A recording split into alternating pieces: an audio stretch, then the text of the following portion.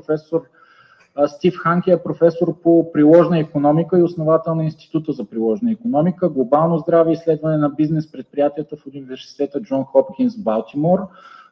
Той е наричан бащата на българския валутен борд, както добре знаете. Притежава 8 почетни докторски степени, 3 от които са от български институции, от БАН, от Стопанската академия Ценов и от Варненския свободен университет. Като професор Ханке е бил главен съветник на президента Стоянов в периода 1997-2002 година, а в момента той е класиран като третия най-влиятелен икономист в света според Focus Economics в Барселона. Мисля, че няма нужда от по-сериозно представяне. Превключвам на английски. Накрая, ако има възможност, ще опитаме да зададем и няколко въпроси допълнителни към него. Журналистите, ако искат, да. Професор Ханке, can you hear us? We can see each other actually. Yes. Can you see me on the screen? Yeah, we can see you on the screen. It's a great pleasure to have you here with us today online. Thank you very much for joining our conference. My name is Dejan Nikov. I'm the moderator of the conference today. We've been discussing here the situation with the Eurozone in general and what does that mean for Bulgaria. Just for you to know, here we have a couple of political parties, experts, different organizations.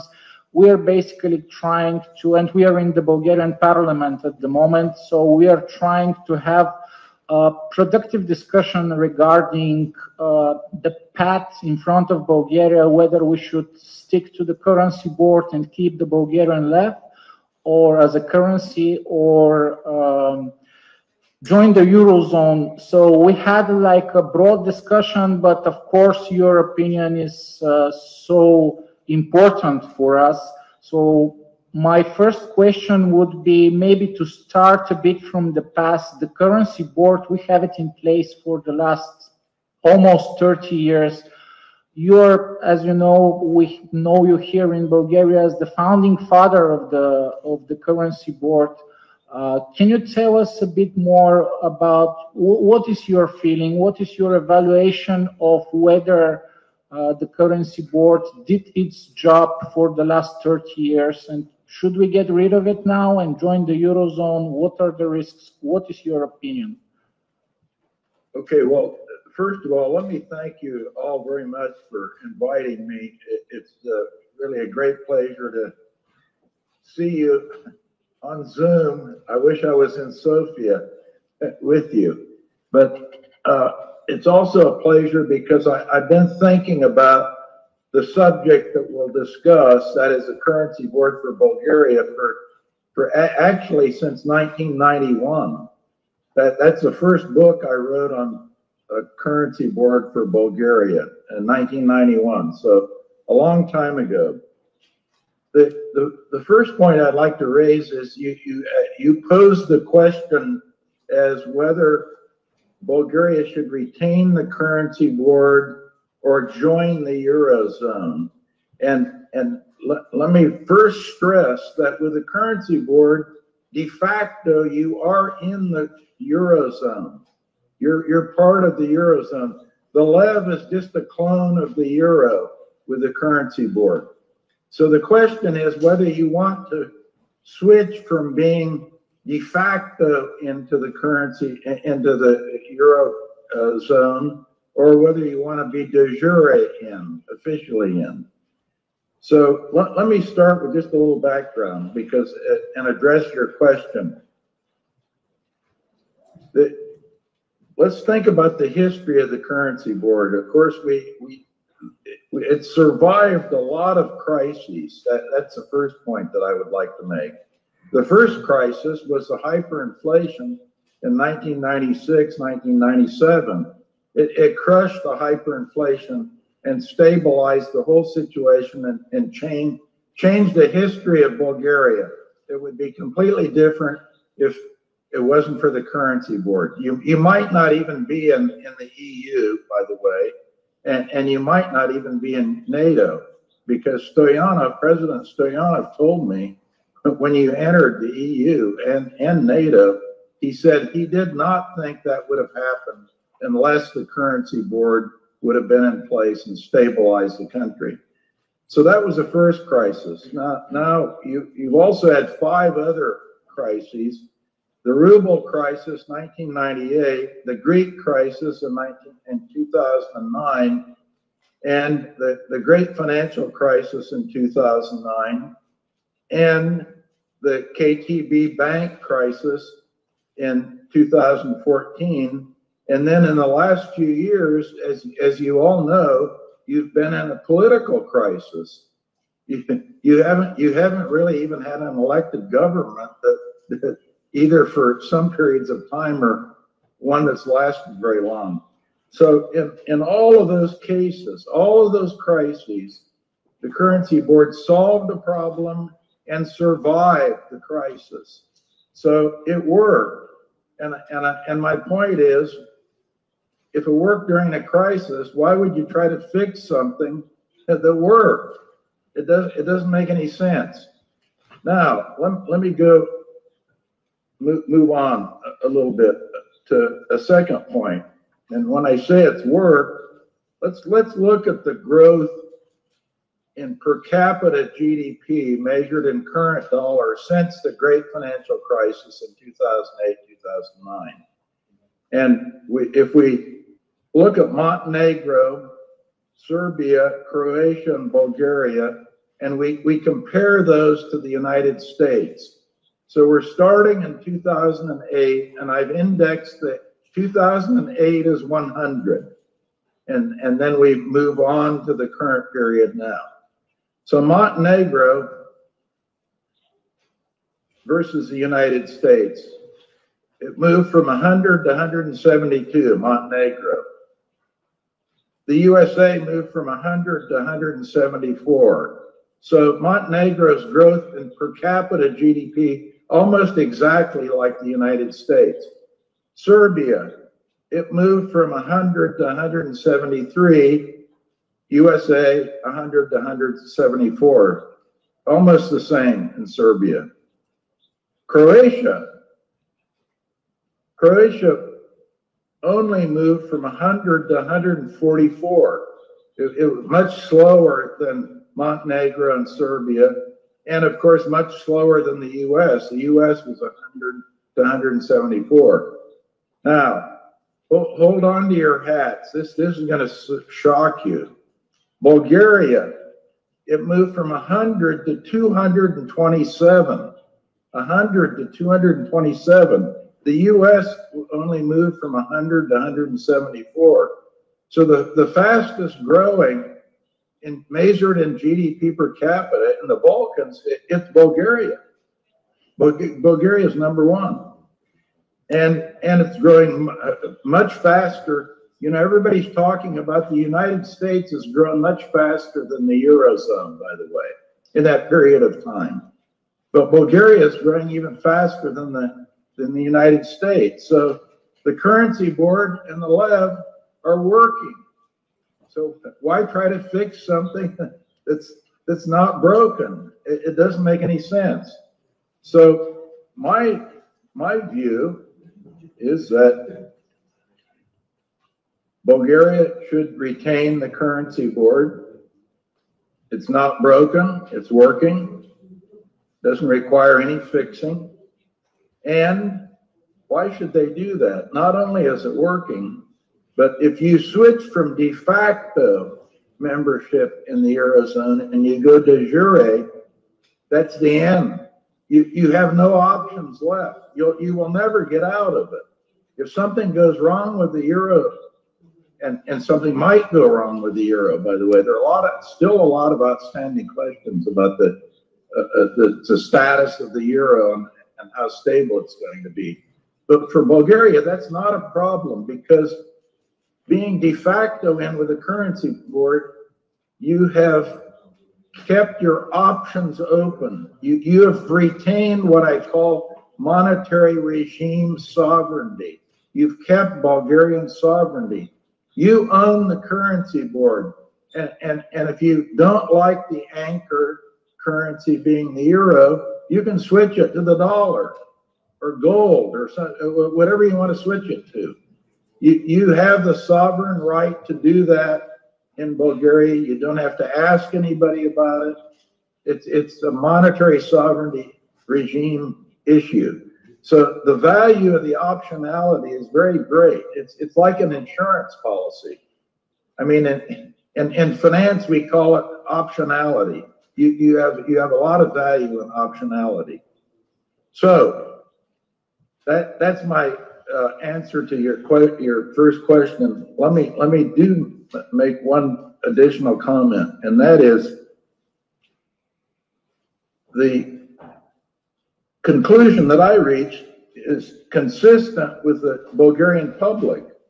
The Bulgarian public, every survey that's ever been done in Bulgaria, and there was just one done in January 29th and 31st, and what happened? Well, the Bulgarian public, 57.1%, said that they were against the euro, and only 30% said they were for the euro in that survey.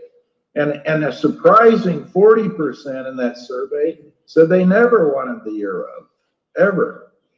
The first one I gave you, they said they didn't want it right away. 57% they didn't want it right away, but 40% said they never wanted it. So that's the public opinion. And the public opinion is actually something that is contrary to some of the elites in the political class in Bulgaria. As you know, I mean, you're in the political class. You know very well what many of those elites have been pushing to get rid of the currency board and go into the euro. I think it's a very bad mistake, and the Bulgarian public thinks it's a bad mistake too. So as politicians that represent the public, I think you're playing with fire. You're going against public opinion. That's always a dangerous course to be taking. So I think from a technical point of view, going into the euro is wrong, and I think from a political point of view, it will be a big black mark on the political class that is pushing ahead for this idea. Now, one thing that hasn't been done is that back in October 26th, I wrote a letter proposing that Jacques de la Rosière, John Greenwood, and myself provide an expert's report for this question of whether you should switch from de facto to de jure Eurozone.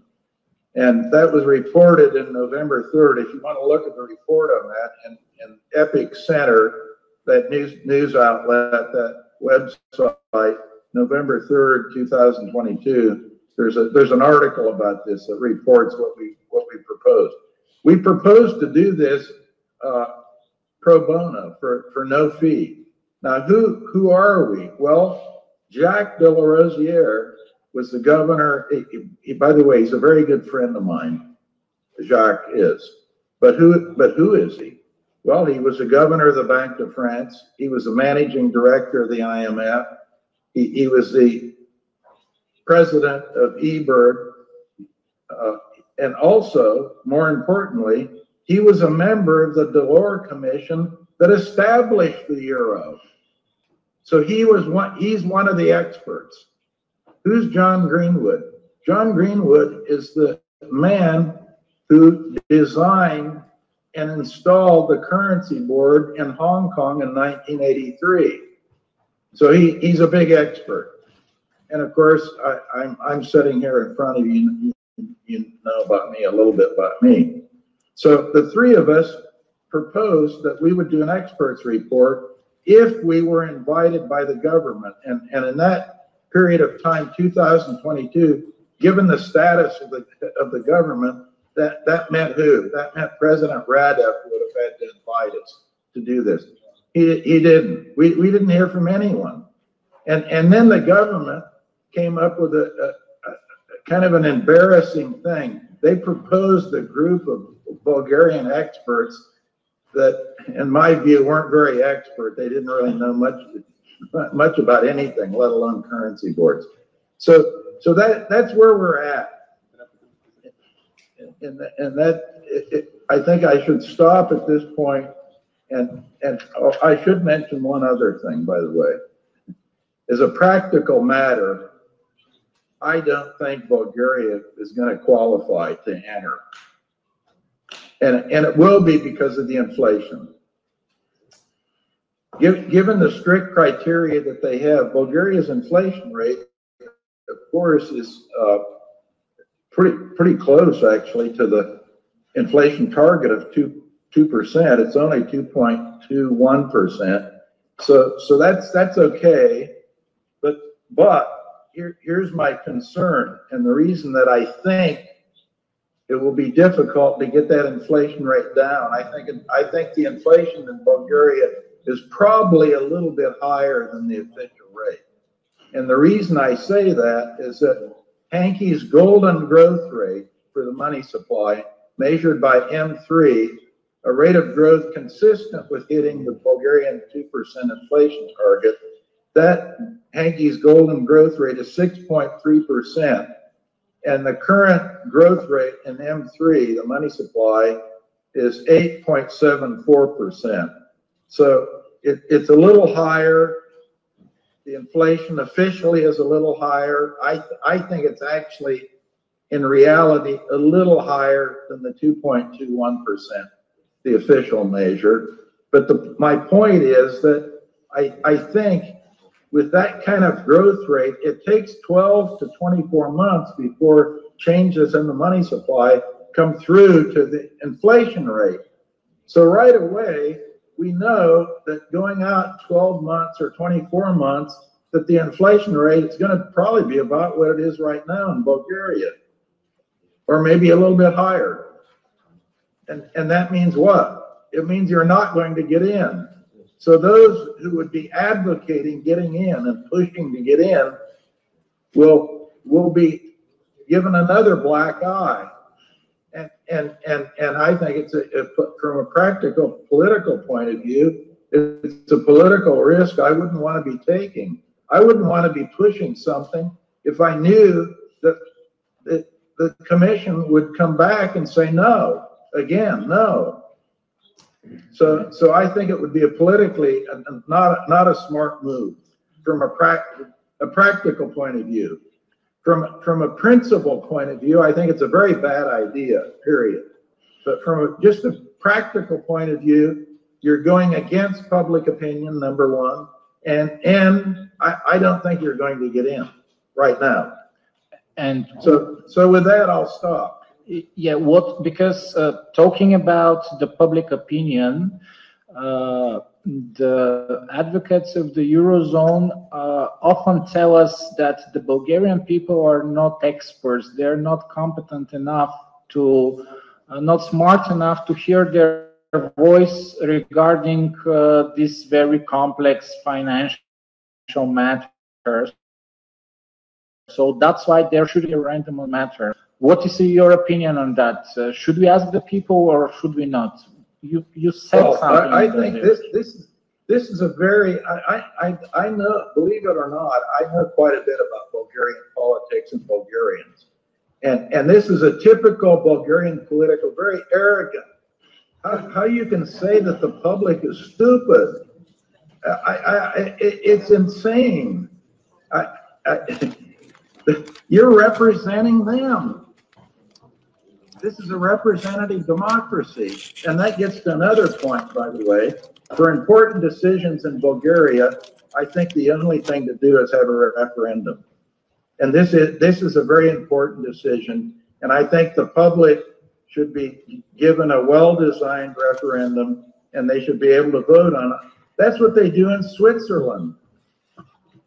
And by the way, let me give you one example. They have a debt brake. The Swiss debt brake was approved in a referendum by over 85% of the Swiss in 2001. And it's a highly technical thing. The idea that anything technical the public opinion is irrelevant, I think is a very arrogant position to be taking. Any politician that takes that should be down. Indeed, I completely agree with you, and that's why we tried to organize the referendum, but that's like an internal issue that we didn't manage to get it happen because the parliament voted out the referendum itself. You were talking also about the political side, but and maybe for the inflation, but purely from economical point of view, what will happen if we join the Eurozone at the moment? Because we are looking at Croatia and what is happening with the inflation there. And here a lot of the experts are telling us that there won't be a lot of inflation because of joining the Eurozone. What is your opinion? Is it pro-inflation going to happen when we are... This debate... But let's get technical now. Okay. I'm much more technical than the Bulgarian tech experts. You definitely will increase your inflation rate by joining. It's unambiguous. And let me tell you why. There's a reason why that is not discussed by the experts in Bulgaria, and that is the biggest contributor to the money supply in any country, including Bulgaria, is the commercial banking system. That's who produces the money. It isn't the Bulgarian National Bank. It's the commercial banks, and it's the same in the United States. It's not the Federal Reserve. It's the commercial banks that produce most of the money. So what is going to happen when you enter? Right now, the capital requirements on the banks in Bulgaria is much higher than it is in the Eurozone. The capital requirements for Bulgaria are about 24%. Actually, they're 23.4%. That's the Bulgarian capital requirements. The Eurozone is 19.9%. So it's a lower capital requirement. Now, what does that mean? That means that the commercial banks, this is like loosening the monetary policy in Bulgaria. So the banks will produce more money. And of course, by the way, that's probably one reason the banks want to have this in Bulgaria, because they'll have looser capital requirements, lower capital requirements. So they'll make more loans, they'll increase the money supply, and I think there'll be a jump in the money supply. I told you before, right now the money supply is growing a little bit higher than Hanke's golden growth rate. And I think if you join the Eurozone and those banking capital requirements are loosened, the money supply will go up. It's not going to go down. So that will be that'll be a major factor, and it won't be a one-off thing. It'll be permanent. What's debated in Bulgaria by the experts is a short-term transition, whether the transition will lead to a little bit of a blip in inflation that's temporary. That's not the important thing. The important thing is, in the long term, what is going to be happening? Is the environment going to be more inflationary or less inflationary? My projection would be it'll be a little bit more inflationary because of these capital requirement reductions that will go along with joining the Eurozone. Okay, and just a couple of words if you can say, and I don't want to take a lot of your time, so I will just ask one or two more final questions. Really thank you for being here today with us. What can you tell us about the European Central Bank and its policies, and how do you assess the performance in the Eurozone in general, and should we want to join this kind of monetary policy? Are our Bulgarian National Bank doing better than them at the moment? Do you have an overview of that? Well, again, this gets back to my first point that I raised. You are in the Eurozone. You're de facto in, so that's it.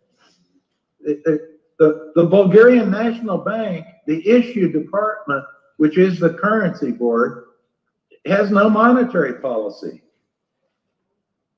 It's the European Central Bank that runs the monetary policy in Bulgaria, with the exception of the bank regulations, which I just talked about. The capital requirements are different, but the general picture is given by the Frankfurt. It's not from Sofia.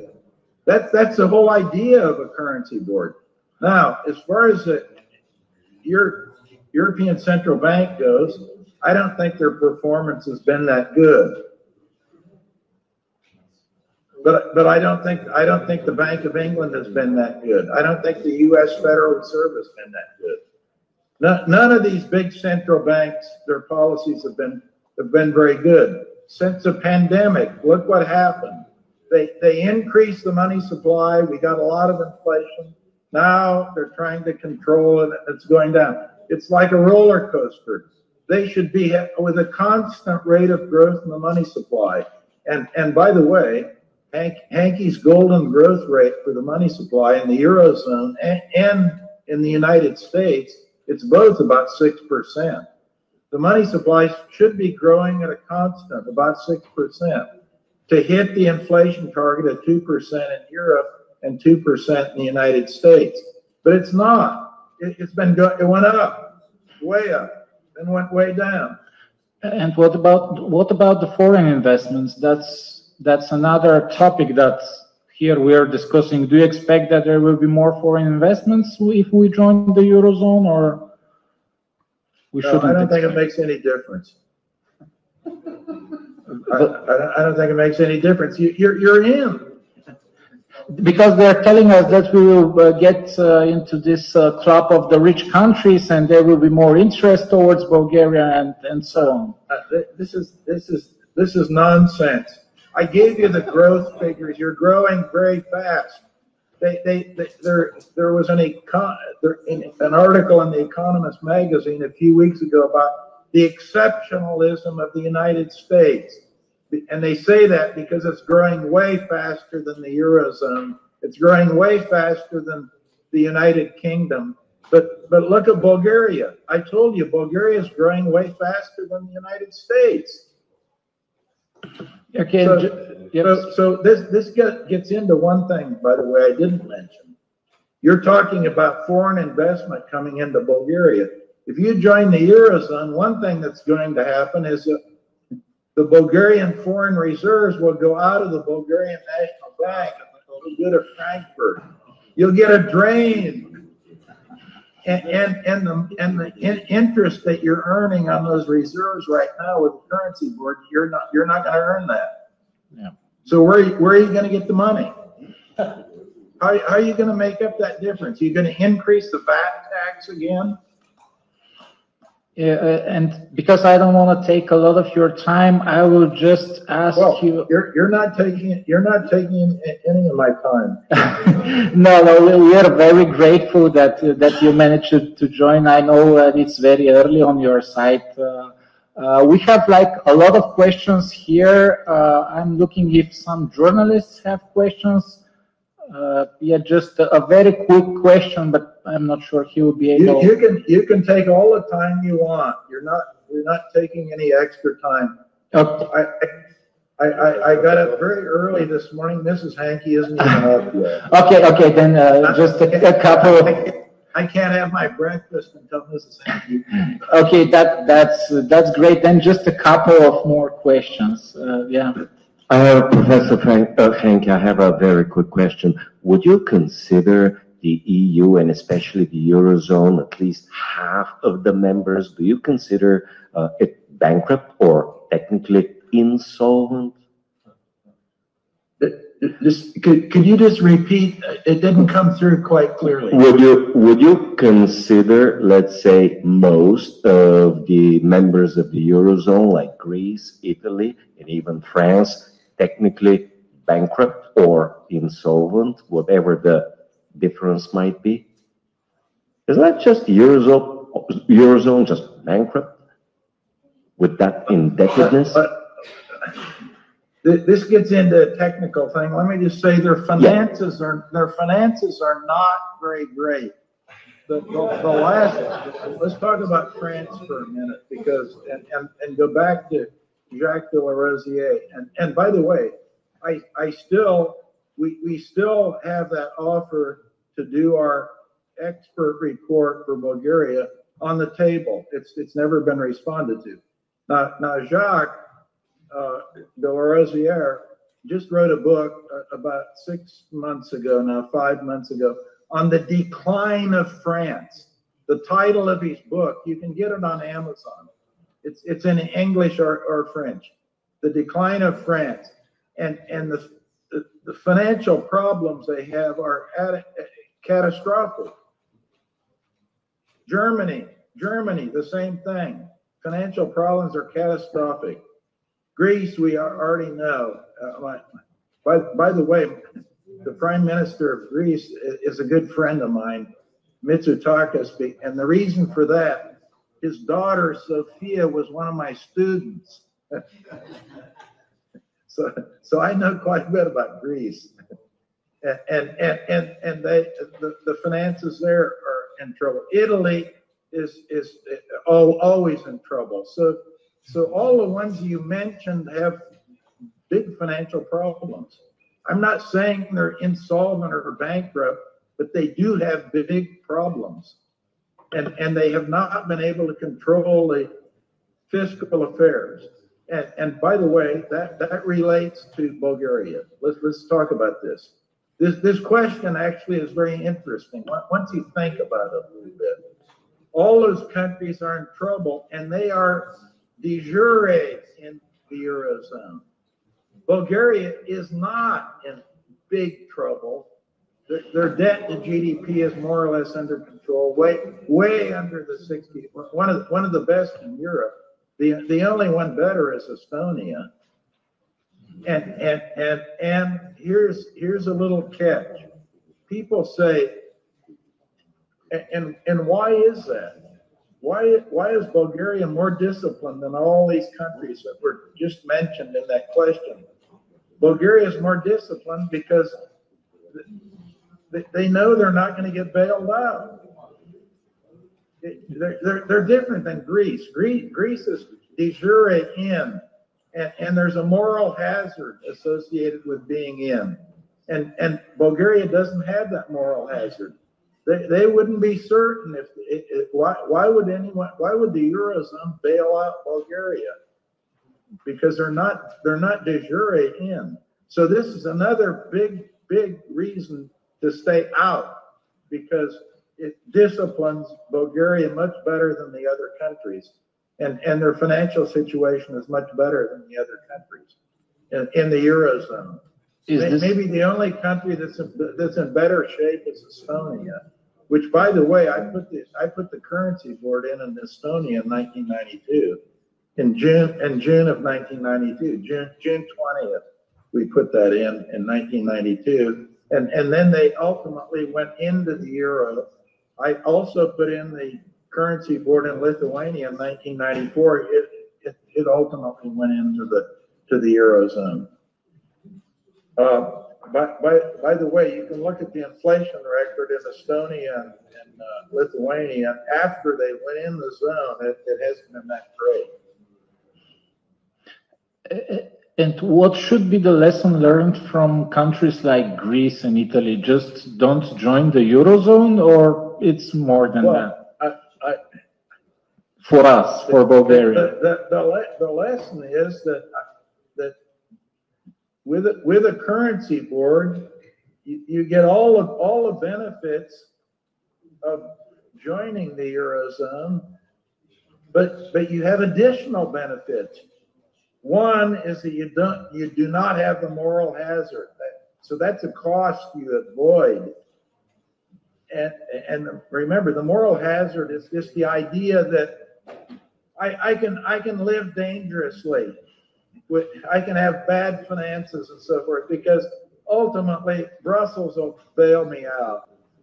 And that's exactly what Greece did, by the way, with the big Greek crisis. They just lived dangerously, we know what happened. They did get bailed out, by the way. Are we facing the same risks? Are our politicians the same as the Greeks? Here's the reason. The reason that the Bulgarian politicians, if you really want the dark little secret of why the politicians push us in Bulgaria, is that they think they will be able to loosen the straitjacket around the fiscal affairs that is imposed by the currency board.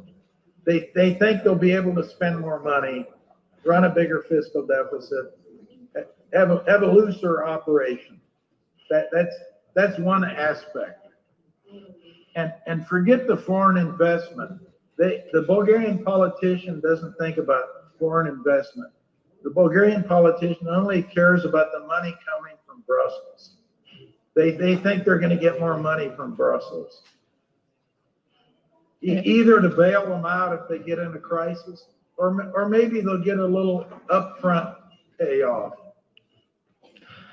Okay, and yeah, at the end, I just want to ask you if it is possible to tell something to the Bulgarian people from your perspective. What is going to be your message, your key message to the Bulgarian people, how they should act in this situation? I think the Bulgarian people should, number one, demand an expert's report by real experts, not by some Bulgarian experts. You want independent, heavyweight experts evaluating the thing. That would be one thing. The second thing is I think my message is that the public has the right idea about this. They know that joining the euro is a dangerous thing, and that the benefits are a lot less than the cost. And the main reason they know that is that it's sovereignty. They want to keep the sovereignty. They want the monetary sovereignty to be able to change the anchor currency for the currency board and the left if something goes wrong with the euro. Because if something goes wrong with the euro and you're actually de jure in the eurozone, you're not going to get out. Once you go in, you're trapped. It's the Hotel California syndrome. You know that song. Once you check in, you can't check out. Yeah, we know that. I would suggest to finish with that. It was a great sentence. We are really happy that you managed to join us, and what you said is really important, not only for us here in the parliament and for all the organizations, but also for the Bulgarian people. We are very grateful for everything that you're doing, because sometimes, you know, it is important to hear an opinion from somebody who is first of all, has a lot more credit than us, and second of all, your expertise in the field is a lot more. So when you express your opinion so freely, it's really supporting what we are trying to do here, and it is basically transparency to the Bulgarian people and getting really to the point where we can take the best decision in the interest of the country and the Bulgarian people, which is not that easy because of all the political interests and everything, but your support is greatly appreciated. We will make sure that your message will get to hundreds of thousands of people. They are watching us also online. Here in the room, there are a lot of different organizations. So really thank you for your time and for your honest opinion on the matter. For us, this is strategic for Bulgaria and really important. Well, thank you very much for the opportunity to address you. And if anyone has any questions, they just write me. My email is hanke@jhu.edu. You have my address so you can distribute it to your colleagues, and if they have questions, they can write me. And, that's great. We appreciate very much an opportunity to speak with you today. Thank you. Thank you very much, and we will probably take advantage of your proposal for the analysis that you're still suggesting that you can do for the Bulgarian government. So we'll try to raise that as a topic here in Bulgaria yet and see whether the president or the Bulgarian government would still be interested to get the analysis that you can offer, which is very grateful from you to suggest to do something like that. Thank you for everything, and we will probably keep in touch and ask you with a lot more questions that I'm sure will follow up. Thank you. Thank you. Have a good day. Have a good day as well. Bye-bye. Happy New Year. And Happy New Year. Thank you.